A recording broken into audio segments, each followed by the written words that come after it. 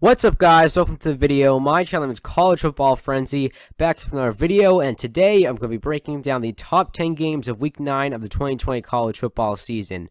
Now, Week 9 has some pretty good games overall. I think there's one game that stands out above the rest, but there are a few other games that definitely are appealing to the average college football fan, and that definitely could create some excitement. So I'm very excited for Week 9. It's in really the middle of college football season. You're getting closer, to the rivalry weeks. So it's a pretty big week. A lot of pretty exciting games, in my opinion. At this point, really almost every game is an in-conference game. So the coronavirus probably won't affect this week that much. I expect almost every game they have on this list to be played. So at this point in the season, you're in the thick of college football season. A lot of teams really can't afford to slip up. So it's going to be interesting to see how this week plays out. Now, first off, I do want to say I am sorry that I haven't uploaded in a bit. I was away over the weekend. I was doing other stuff, but now I am back. I can upload again. I'm going to try to upload as much as possible, although it is my last week of school, so I have a lot of research papers and stuff like that due, but I'm going to try to upload more than I have in the past few days. So yeah, just getting that out of the way. But for Week 9, it looks pretty entertaining. Let's get into it without further ado. Starting off with number 10, we have Navy versus SMU. A pretty good match between two teams that, in my opinion, improved last year. Navy went 11-2 last year, beating their rival Army and also winning a bowl game against Kansas State. It was a great season for Navy. Just a great ending to the season. They got some big wins. So overall, I think Navy's pretty happy, and they have high hopes coming into this upcoming season. They finished as a top 25 team last year.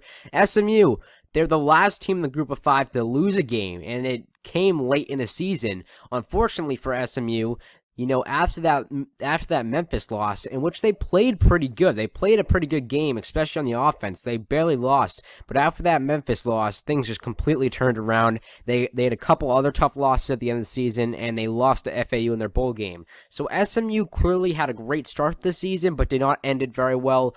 But I feel like overall, SMU is a team that could definitely repeat what they did in the start of the season last year. So I have high hopes for them. I think they can be a decent football team overall. So I expect this to be a pretty competitive matchup.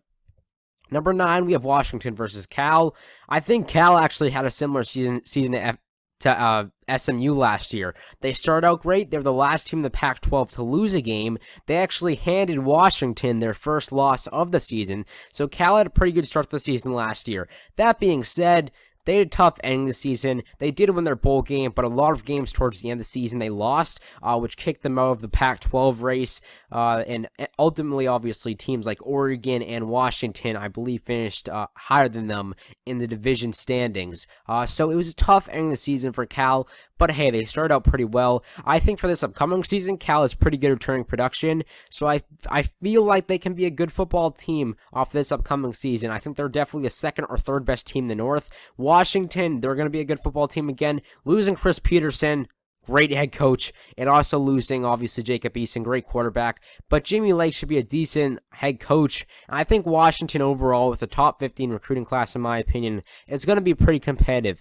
So I have them, I have this matchup at number 9. I think it should be a good one overall.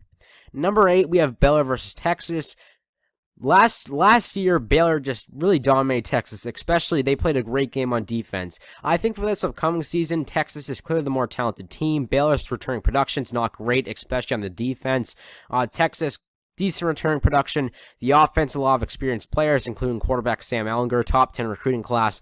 They've got all of that stuff. They're going to be talented, and Baylor has a new head coach, obviously. So a lot of change going on with Baylor, and Texas looks like they're getting better. That being said, Charlie Brewer's still there. I expect him to be, I think he'll be better for this upcoming season. So I think Baylor can at least put up a pretty good fight. So I have this at 8. Number 7, Kansas State and Iowa State. Two teams that in the Big 12, had their moments in the top 25. Weren't always ranked in the top 25 last year, but had their moments towards the bottom of the top 25. So they both got in the top 25 at certain times last season.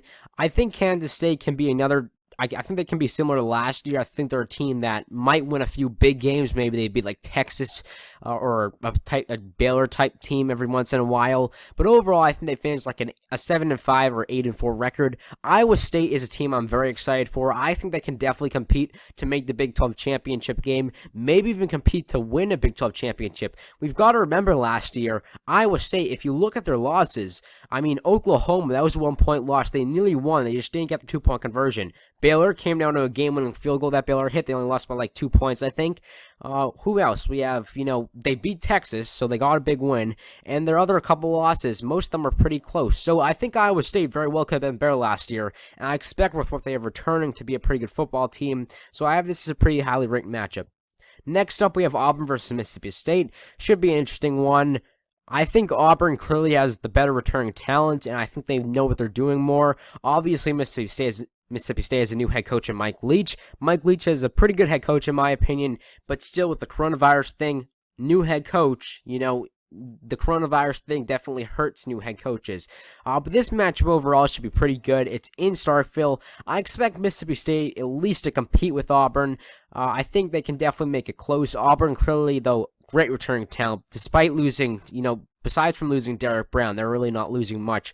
So they're going to be pretty talented, and they also have a top 10 recruiting class. So expect a pretty exciting matchup overall. I think Auburn, like I said, better talented team, but it's in Starkville, so I'm not going to rule out Mississippi State yet. All right, next up, Nebraska, Ohio State. So, Ohio State's coming off a couple tough games at this point. They're coming off Iowa, then Michigan State, then Penn State. Not an easy stretch. I think they can definitely win all those games, but it's not an easy stretch. So why would I have, though, Nebraska? Why would I have a game against Nebraska, who finished, 5-7 last year? Why would I have them playing Ohio State as one of the top games of the week? Well, Nebraska, they still have decent talent overall. I think they can definitely improve. And on top of that, they could very well be coming in this game as an undefeated or one-loss team. Their schedule is one of the weirdest in college football. They have a very easy 6 or 7 game stretch to start out the season, and then they have a tough 5-game stretch to end out the season against teams that were all ranked last year. So it's definitely a weird stretch. They have to play, Cincinnati, Purdue in there, which could be losses, but I expect Nebraska realistically to be like a one-loss team coming into this game. So it's going to be a highly anticipated matchup, and if Nebraska's, undefeated, they could be a top 10 team. So this is going to be actually a highly anticipated matchup. That being said, the horseshoe, of course, I think Ohio State's the better team, but it's going to be a highly anticipated matchup, so that's why I have it so high. Next up, Memphis versus Cincinnati. Great matchup last year, in my opinion. Or actually, they played each other twice. Both were at Memphis. They were back-to-back weeks. One was during rivalry week on the last week of the season. The next was in conference championship week. Memphis won both, but both times Cincinnati put up a pretty decent fight. I think for this upcoming season, Memphis losing Mike Norvell, that's going to hurt. But overall, their offense is talented. They have a pretty experienced quarterback coming in. They should be decent overall, I think, Memphis next year, despite losing talent. I think they're at least like an 8-4 team. And Cincinnati, on the other hand, they've done a great job done a great job with Luke Fickell. I expect them to continue that success with Luke Fickell. And remember, their 3 losses last year, 2 were against Memphis, a top 20 team, and 1 was against Ohio State. So their losses were not that bad. So they are, I think, a really good football team. Definitely going to be competing to win the American Athletic Championship game next year. So I expect it to be a pretty good matchup. Next up, Penn State versus Indiana. One you might not have expected to be so high. I think Indiana last year had a great performance against Penn State, not losing by that much. I think it was only like a 1-possession game at the end of it. So Indiana put up a great fight against Penn State in Happy Valley. At home against Penn State this time, I think they've got great returning production. I expect a great fight that they're going to put up against Penn State. So I think this is going to be a pretty good matchup. Penn State clearly, a lot of talent, definitely a great recruiting class. But going into Indiana, it's not going to be very easy. Definitely not a given. So I think this is going to be a good game. And they're coming off playing Ohio State and Iowa. So those aren't easy games. So they could be worn down coming in this game. Number 2, we have Virginia Tech and Louisville. Probably not one you expect to see so high. However, I think these are two teams in the ACC. They're going to be very competitive. I think Virginia Tech at least goes like 9-3. I think Louisville is an 8-4 caliber team at the least. These two teams are going to show moments of being ranked. I think Virginia Tech, in fact, will be ranked the whole season. I think Louisville will get in the top 25 for a few weeks. So I expect a pretty good matchup here between two teams that I think are bringing back decent returning talent. I expect it to be overall an exciting matchup. So that's why I have it in 2. I could see either team winning this. And number 1, the world's largest cocktail party. This was obvious. Florida versus Georgia. Great game down in Jacksonville, Florida on Halloween. This is just a fantastic atmosphere. It's going to be fun. Going to be one of the more hyped up Florida-Georgia games that we've had in a while. Florida definitely played a great game against Georgia last year. They only lost by 7, and they nearly got the ball back at the end of the game. They could have tried to, they nearly could have tied it if it wasn't for Georgia converting, I believe, on 3rd down, I think it was. So it was a close game. Definitely a close game. Florida played pretty well, in my opinion. For this upcoming season, Florida's just going to be better. They're really going to be better. So I think they're inching closer to Georgia the past few years. I really think Florida, looking at the talent they have, it's great returning talent. Besides losing C.J. Henderson at the cornerback, they're not losing much. College trash should improve. They have a top 10 recruiting class. So I expect Florida to be a very good football team next year. Then again, Georgia has the best recruiting class in the nation. Jamie Newman should be decent, and the defense looks very good. So this is going to be a great matchup. I expect a field goal to separate the two when all is said and done. I think it'll be very fun. It should be a very exciting matchup. I'm excited to see Trask go against that Georgia defense. So, it's going to be a good matchup. It's been a good matchup quite a lot. So I expect this to be a pretty exciting one. But yeah, guys, that's it for now. Thanks for joining in. Please make sure to like and subscribe. Check out my other videos. And that is it for now.